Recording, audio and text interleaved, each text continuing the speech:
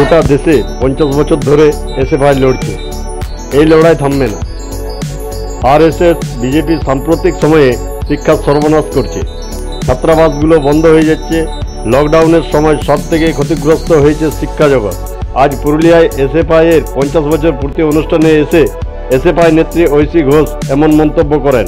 বুঝছে যে গত 6 বছরে বিজেপি আরএসএস আসার পরে শিক্ষা নীতিতে আর শিক্ষা ক্ষেত্রে যে বাজে অবস্থা হয়েছে, গত 6 মাসে সব থেকে বেশি দেখা গেছে লকডাউনের জন্য যেসব হস্টেল আছে, পুরুলিয়াতেই আমরা যদি দেখতে পারি যে আদিবাসীদের জন্য যে হস্টেল, কমিউনিটির জন্য যে হস্টেল সেগুলো বন্ধ হয়ে গেছে, শিক্ষার যে প্রতিষ্ঠানগুলো সেগুলো বন্ধ হয়ে গেছে, আর মানুষের কাছে কাজ নেই। তাই জন্য এসএফআইয়ের সাথে মানুষ জুড়ছে। আর এই লড়াইটা গত 5 দশকের লড়াই, এই লড়াই চলবে, এই লড়াই থামানো যাবে না। মানুষ আসবে, মানুষ যাবে, কিন্তু সংগঠন থেকে যাবে। আর সেই সংগঠনের লড়াই, আজকে লড়াই কোনো একজনের লড়াই নয়, এটা একটা চিন্তাধারার লড়াই। এই সেই চিন্তাধারা বিজেপি আরএসএস এর বিরুদ্ধে, সেই লড়াইতে আমাদের আশা, আমাদের কমরেডদের আশা, আমরা সবাই মিলে একত্রিত এই লড়াইটা লড়ব। কি আজকে দেশের মধ্যে যে আম জনতার যে প্রশ্ন, সেই প্রশ্নগুলোকে সরিয়ে আদানি আম্বানিদের, শিল্পপতিদের প্রশ্নকে তুলে ধরা হচ্ছে পার্লামেন্টে বিনা ডিসকাশনে এরকম বিল পাস করা হচ্ছে যেটাতে কৃষক সমাজের ক্ষতি হতে চলেছে।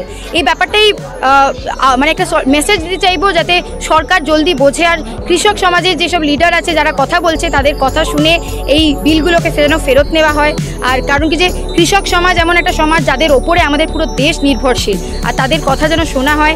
বিজেপি আর আরএসএস যেটা চেষ্টা করছে তাদেরকে খালিস্তানি বলে বা টুকরে টুকরে গ্যাং, যেটা ছাত্রছাত্রীদের সাথে করা হয়েছে আগে, সেইভাবে যে ভাবে তাদের আন্দোলনকে একটা আলাদাভাবে ছবি দেখার চেষ্টা করছে, সেটা যেন না করা হয়, তাদের কথা যেন শোনা হয়। কারণ এই দেশটা কৃষক সমাজ থাকবে তবেই বাঁচতে পারবে, না তো আগামী দিনে কৃষকদের যে আত্মহত্যার রেট অলরেডি বাড়ছে সেটা বাড়বে, আর তার উপরে পুরো দেশ নির্ভরশীল। তো সেটা যেন আরএসএস এই সময় বিজেপি না করে, আর এই বিলগুলোকে যেন ফেরত নেওয়া হয়, এটাই।